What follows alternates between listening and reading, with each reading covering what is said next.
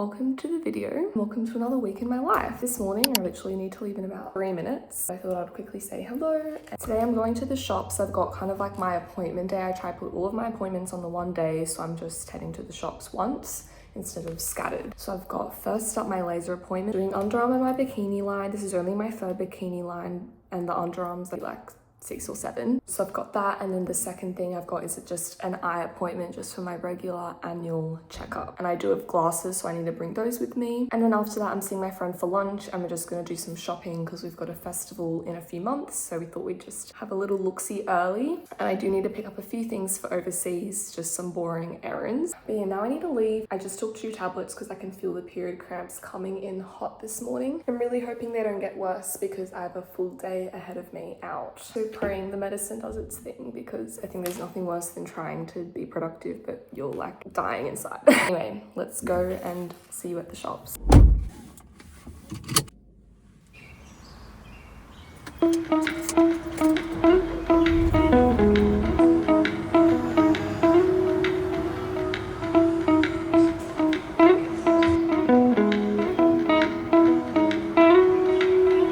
Just finished my 2 appointments and I dropped some things back off at my car, and now I'm going to meet my friend for lunch. I'm having a very productive, successful day so far.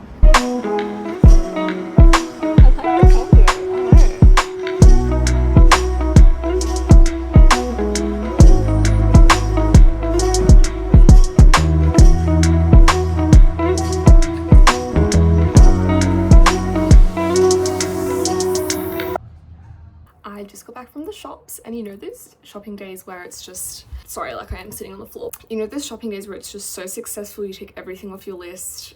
That was today, so I'm kind of feeling on top of the world despite my cramps and the heat bringing me down. So I got my laser, did my eye appointment. As you saw, my eyes are fine. Thankfully, I don't have to upgrade my lens or anything because that would have been expensive. But in terms of the shopping that I've done, little mini haul. First off, the boring stuff, I got new inner soles for my shoes because I need arch support inner soles, and yeah, swiftly moving on. I got 2 books. The first one is Spark of the Everflame by Penn Cole. Me and my friend wanted to do a buddy read of this, so we just went to the shops to see if they had it, and I found this copy with the most beautiful sprayed edges. Like, you're actually joking. I've never had a book with sprayed edges, and it was $16. This is like the find of the century. I will never shut up about this. Like, are you kidding me? Sprayed edges for $16? So I was like, okay, it's official. We are doing a buddy read. I will be buying this. And then the second book I got is A Man Called Ove. That was $14 from Big W because I have heard really good things. Oh, hello Luna. I've heard really good things. I just finished My Friends and really liked it. I wanted to own his other book physically as well. And then along the theme of books, the third book I got was not a novel but a colouring book. Literally a toddler. I got the Cozy Corner colouring book because I've just been printing off pages for colouring in, and I just wanted a book. Since I've been going no social media, I've been finding myself with not a lot of things to do, and I love colouring in. It's so relaxing, just pop on some music and it's just so fun. So yeah, I got a book, so I stopped just printing off pages. And then the last thing I got was a travel perfume. It's a Glasshouse travel perfume Sunsets in Capri, because overseas I didn't want to bring a full bottle. I just wanted a little travel size. It's just so much easier, and Glasshouse I know is a really nice brand and it just smelled so good. Me and my friend fell in love with it. I wish you guys could smell it through the screen. So that was the last thing I got. And then this last thing I didn't pick up at the shops, but it arrived this morning before I left, and I just unboxed it now, is this cookbook. It's by Sophie Jane Miller. Me and my friends in my book club all watch her and love her, and there's 3 of us, so for one of their birthdays, me and the other girl pitched in and got her this cookbook. And since this was a pre-sale copy, it's also signed. It says have fun cooking. Honestly, fangirling, like, I'm so obsessed. It is the most perfect book. So tomorrow I'm meeting up with them to do our book club. So I think we'll give it to her then. She knows it's coming. She just doesn't know that it's arrived yet. So it should be a bit of a surprise. And that was just such a successful shopping trip. Fun brunch with my friend. I didn't take any photos, unfortunately, but I got a salmon bagel and a matcha. Hit the spot. And now I'm probably gonna relax and color in for the rest of the day. That's my little shopping haul.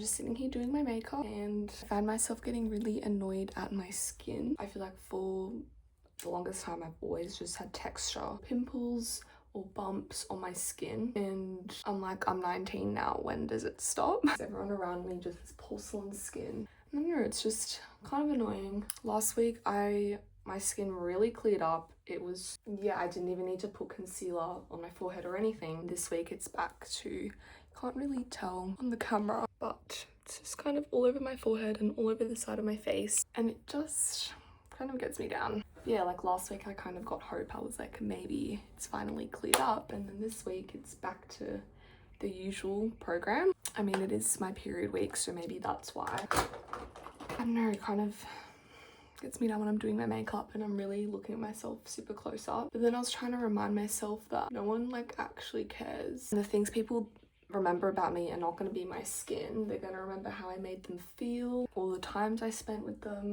But yes, that's my current thoughts for this morning. It's about 9:35 and I'm just getting ready to go out for brunch with my friend. And after that, I've just got some time at home, and then at night I'm going to my friend's new apartment that she just moved into, and we're doing our book club. I literally haven't seen them in so long. I'm so excited for tonight. And that's when I'll give my friend her birthday gift, the cookbook. I discovered that the lighting coming out of my window is really good, so I'm literally sat on the floor with my mirror in my blind.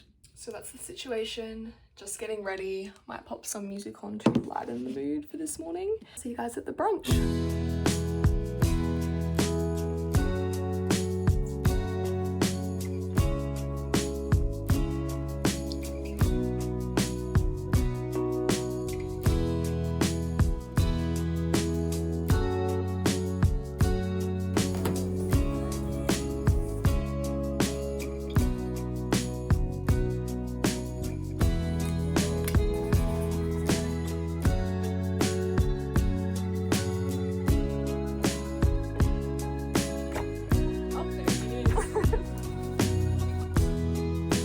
Yeah, guys, look what Leah got.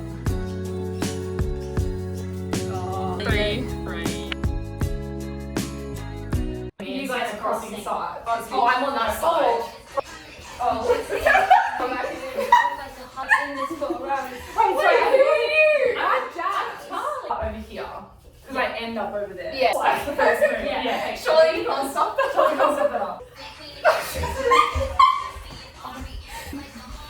In this one. Okay, we've got this. Hang on, and then we can spot it across. I just got home from my friend's house. It was really fun. My friend was showing us the new camera she bought. We gave her birthday gift. You saw all of this. And then we decided to learn a TikTok dance for some reason, which the results are posted on my TikTok. Now it's about 9:10 and I am actually home in time to have my little nightly wind down routine, which is my favorite. I've just made a chamomile tea. I've got my 2 books that I'm reading at the moment. The first is a fantasy, The House of the Cerulean Sea. And then the second is Atomic Habits, which is a bit more like non-fiction-y self-help. Just depends whatever I'm in the mood for tonight, but I love when I get home from an event and I have time to do my little night routine, because honestly, like, I can't sleep otherwise. Doing this routine, it's like I'm drugged or something. Like, I get so tired drinking this tea and I find myself yawning reading the book. So with all that being said, I'm signing off for the night and I'll continue this vlog on tomorrow, see where the day takes us. I feel like I've got to be honest with you guys. If I'm, you know, filming my week, filming my days, that also, like, I've got to be honest. And if I leave this out, I feel like I would just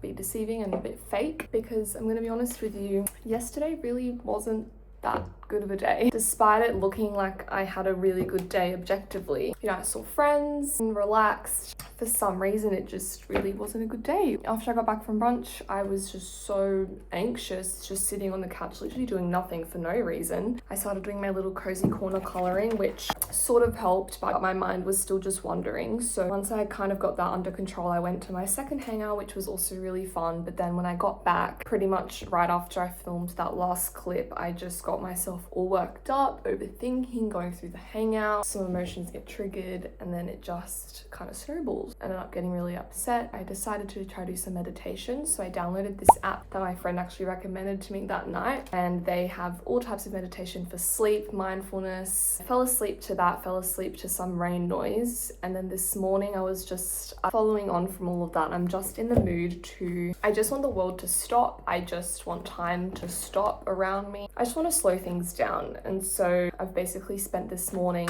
it's 10:50. I've spent this morning with my phone on Do Not Disturb. I haven't really checked it. I've just been reading, wrapping Christmas gifts. I can't believe it's that time of year already, but just spending it pretty much just with myself. And I feel like I could have left all of that out and just left it at the clips I showed yesterday, but I feel like that would be a little bit deceiving to present such a fun day, which it was, but then not show everything else going along with it, because obviously everybody has things behind what they show. So yeah, that's kind of where we're at, a little bit of a check-in.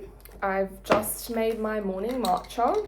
I made it really good this morning, so that's a win. And I've got out my book again and my texters, and I'm just gonna pop on some music and just sit here and colour in. If I decide to go out later, I will let you guys know, but this is where I'll be for now.